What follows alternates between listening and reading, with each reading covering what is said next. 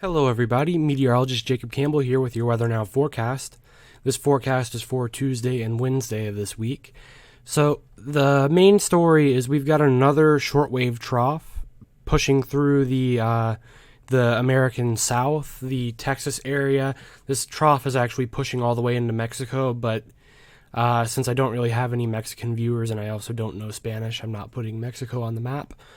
But the slight risk area extends from the southern tip of Oklahoma all the way down into northern Mexico here.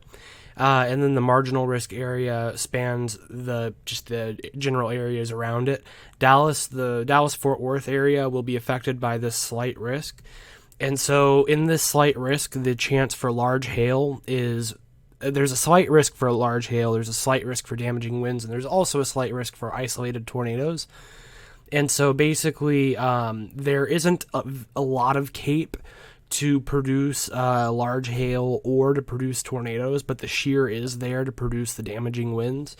And so the tornado risk is low. It's down to 5% at any given point within 25 miles of that point. And the chance for large hail is 15% at any given 25 miles from any given point in this slight risk area. Damaging winds is also at 15%. However, that's by the SPC's estimates. I would put that a little bit higher, seeing as though the shear is greater than the CAPE by a lot. So damaging winds are going to be the primary concern in this little slight risk area, followed by the hail chance, and then followed after that by the isolated tornadoes. There's a cold front that's extending all the way from actually the Albuquerque area in New Mexico all the way up this line of thunderstorms here into New York and into southern Canada.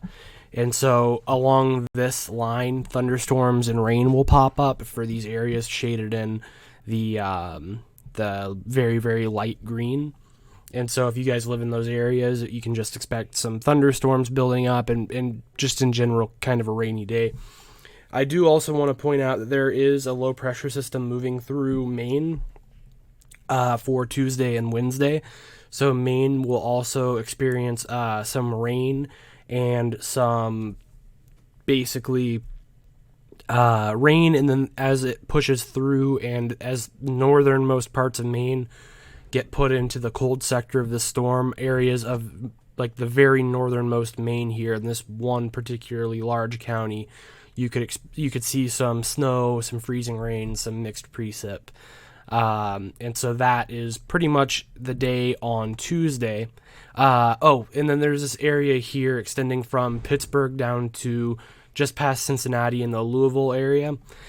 If you live in this area, you can expect some damaging winds, and that's pretty much the primary threat for this area. There's not very much CAPE to talk about, so if you live in that area, it's primarily just going to be damaging winds and some heavy rain. Moving on into the day on Wednesday, we see that slight risk area has moved further to the southeast, and we also see an area of thunderstorms pop up just in northern California, southern Oregon, northern Nevada, and the very southwestmost tip of Idaho. And we also see an area up here to the north near Billings, Montana, stretching all the way down to Phoenix and Albuquerque. This will be a cold front building from a low pressure system centered in the Wyoming area. And then over here, there's another low pressure system starting to build up that's going to bring rain to the Sacramento area and Reno, as well as that area that I talked about earlier. But there's this area of slight risk down here just to the west of Houston. And if you live in this area, large hail is an elevated risk because the CAPE values are higher today. Currently, the SPC only has this at a slight risk. It wouldn't surprise me if they upgrade it to an enhanced. I actually considered putting an enhanced risk for this area, but I want to kind of go with what the SPC says as much as possible because they know more than I do. But the Cape values are getting to the point in this area where large hail could be more likely than the damaging winds. And because of the high Cape values and because of the high shear values, there's a risk for isolated tornadoes. And I think that this risk could also go up as we get closer to the day on Wednesday. But the primary threat as of right now that the SPC is saying is damaging winds and large hail. However, they're both once again at 15%. 25 miles of any given point within that slight risk area. If you live in the marginal risk area, you could see some of the overflow of these storms, and so you may see some of the storms as they're dying out, and so large hail and heavy rain is the primary concern, and maybe some damaging winds is the primary concern for the marginal risk area. Aside from that, going through Louisiana all the way over to Tennessee, going up to southern Illinois, and then pushing all the way over to southernmost Colorado and New Mexico and Arizona, you all will be affected by this system. And that cold front that was extending up to New York kind of deteriorates. And so there will be some rain chances here in the East Coast area throughout West Virginia, North Carolina, South Carolina, Georgia, but nothing in the thunderstorm range because this cold front has decently weakened. And so it'll just primarily be rain throughout those areas as well, which is why they don't show up on this map. But moving on to the 500 millibar winds. And so what you see here is you see this shortwave trough that's cutting through Mexico, bringing some cooler air in from the Pacific Ocean, the northern Pacific, all the way down into Mexico and then coming back up. And so this area here is the area that you'll see the elevated risk for severe storms on Wednesday. This is 18 Zulu, which is about it's about 3 or 4 p.m. Central Daylight Time, I believe. And so you see these winds accelerating to areas of 60 miles per hour. It's not a very strong system, which is why the chance for tornadoes is fairly low.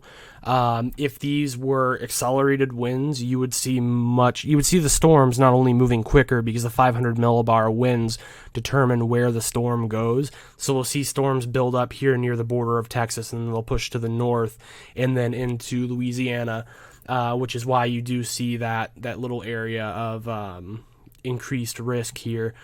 Basically, you can look at these little shortwave troughs as areas of low pressure. And so there's a low pressure center right here. There's also a low pressure center up here. And as a result, there's a cold front that extends through those low pressure areas. There's also a low pressure center up here. And so they kind of connect in that sort of way.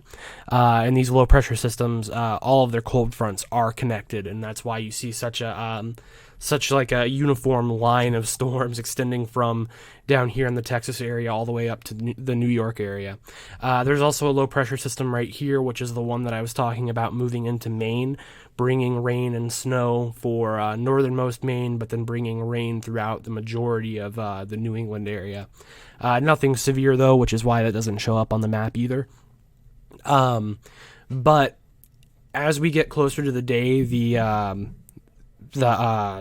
models will come out a little bit clearer, and so we'll see exactly what type of storms we'll be looking at for the day on Wednesday as these models come back a lot clearer. So that's just what's going on right now. We've got that shortwave trough coming down through this area, and then we've got another little shortwave trough right up here, and we've got a third shortwave trough near the Maine area.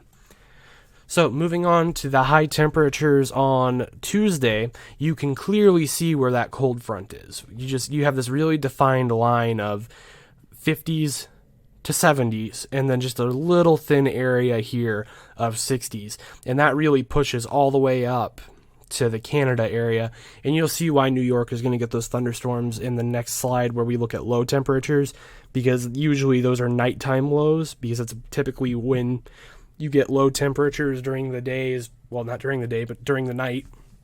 You also see, I pointed out that that shortwave was bringing in cold air from the North Pacific, and you can see the areas where that 500 millibar map were going south in Mexico are a lot cooler, some 60-degree temperatures throughout Mexico. And yeah, so 60s and 70s in there. And then as it begins to turn north, it's pulling warm air from southern Mexico. So you see a warm up in those areas where the trough is beginning to go northward. So 100-degree temperatures and 90-degree temperatures, whatnot, through northern Mexico as well as in southern Texas. And then those will push up. And then we see that next shortwave trough over here in Maine that's pulling air south from Canada, which is why you see Maine in that little 40 to 50 degree area, is because we've got that shortwave just channeling air from Canada through Maine. So the rest of the country, the northern plains area, you guys are going to get temperatures in the 60s and 70s. If you're down the California coast and even into the interior a little bit, you'll see temperatures reaching the mid-90s to even low hundreds in some spots into the day on Tuesday. But most of the areas will see 80s and 70s down the west coast. And then if you live on the East Coast, it's going to be a nice balmy day, 70s throughout most of the East Coast until you get to the South Carolina, Georgia, and Florida area, where it will increase into the mid-80s. Moving on to the Tuesday low temperatures, we still see that cold front pushing through, but this cold front kind of turns to the east a little bit, and so that's why New York is included in that risk for severe storms. And so we see 50s here, and then we see that clear defined line of 60s pushing through from Oklahoma City all the way up through southern Illinois to Indianapolis, and then up to northwestern Ohio. And this is that cold front that I was talking about earlier, just pushing to the south. 50s behind that cold front. 50s actually in front of that cold front too, with spotty areas of 60s. But the air immediately in front of that cold front are in the 60s. So Rocky Mountain's going to get down into the 20s. The northern Great Plains and into some of the Great Lakes area going to get into the 30s and 40s. And then down the California coast, those areas where we saw the 90s and 100s during the day will only cool down to about the 70s and 60s, whereas the rest of the west coast is going to cool into the 50s during the nighttime. Parts of Maine getting into the 20s during the nighttime hours as well. So that's where the snow could come into play. Moving into the day on Wednesday, we see that deterioration of the cold front. There's no real defined cold front here, except for in this area spreading from Pennsylvania down to West Virginia. However, that could be the Appalachian Mountains as well. And so if you look at the northern tip of Maine, going to be in the 30s, so the areas there will likely get some snow or freezing rain or mixed precip. The Rocky Mountains are going to be in the 50s, so nice warm day for them. Parts of Illinois could start to dip into the 50s as well, whereas the majority of the Midwest are going to be in the 60s and 70s, depending on where you are. And most of the interior of the country, this Great Plains and into the south, you're going to see temperatures in the 60s and 70s. West Coast is going to be in the mid 80s to mid 90s. If you live in California, if you live in Oregon or Washington, it's going to be in the 50s and 60s. And if you live on the East Coast in the Florida through Virginia area, it's going to be a warm day for you, temperatures reaching the mid 80s. Going to low temperatures, you can see Rocky Mountains get down to the 20s again. The northern Great Plains are going to get into the 50s. The Great Lakes area here from Wisconsin down through not really Illinois, just the Chicago area of Illinois, down to about Indianapolis, and then up through Ohio, and then through Pennsylvania and New York and Maine. You guys can expect some temperatures in the 30s. If you live in the Upper Peninsula of Michigan, you can expect temperatures in the 20s. And then if you live here in the south, the Gulf of Mexico area and the East Coast, you can see temperatures in the 50s and 60s as your nighttime lows. So I hope that you all enjoyed. I am working on some stuff as hurricane season approaches, so we'll have new graphics, we'll have new ways to track the hurricanes and whatnot. And so if you are interested in hurricanes, be sure to check out my channel during hurricane season. It will be good. I'm also getting new graphics for the SPC models. And so those should come mid to late May, which I know that misses most of severe storm season. However, it will be good to have for next severe storm season and even during the summer, because severe storms do pop up. So be sure to look out for that. I was going to make a video this weekend about the long range forecasts into the month of May and into the summer months. That didn't end up coming through, so I will be working on that this week. I'm still working on the educational videos about CAPE, shortwave troughs, vorticity, helicity, and wind shear, which those are all related, so that will all be one video. I'll make some educational videos on global climate change, and I'm just going to make a ton of these educational videos all around, and I'll put them all in a playlist. But as finals come up, it's getting more and more difficult to actually work on these videos, so those will probably come as I get into summer break, and while I'm only taking a couple of classes this summer, so I'll be a little less stressed and whatnot. So I hope that you all enjoyed.